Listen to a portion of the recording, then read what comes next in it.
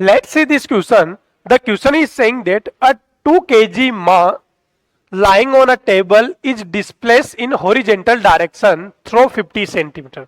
Work done by normal reaction. तो concept की बात करें तो work done equal to force multiply by displacement multiply by cos theta. अगर कांस्टेंट फोर्स है तो work done by constant force. Constant force. चलो देखते हैं हम. हमारे पास एक टेबल है, इस टेबल पर रखा हुआ है ये ब्लॉक, ये रखा हुआ 2 केजी का. डिस्प्लेस कर रहे हैं हम इसको हॉरिजॉन्टल डायरेक्शन में. कितना? यहां से खींचकर हम यहां पर ले आए 50 सेंटीमीटर.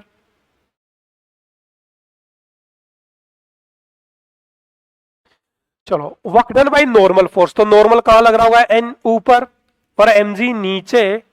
तो नॉर्मल फोर्स की वैल्यू कितनी? वाई डायरेक्शन में नेट फोर्स 0, ऊपर का फोर्स बराबर नीचे का फोर्स. तो n इक्वल टू mg, या फिर हम क्या लिख दें 220 न्यूटन. अब डिस्प्लेसमेंट हॉरिजॉन्टल डायरेक्शन में है तो angle between force and displacement कितना? 90. तो वर्क डन इक्वल टू क्या हो जाएगा?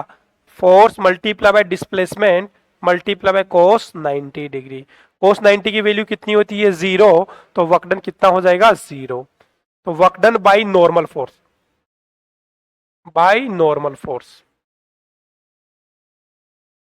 कितना हो जाएगा? 0. क्लियर?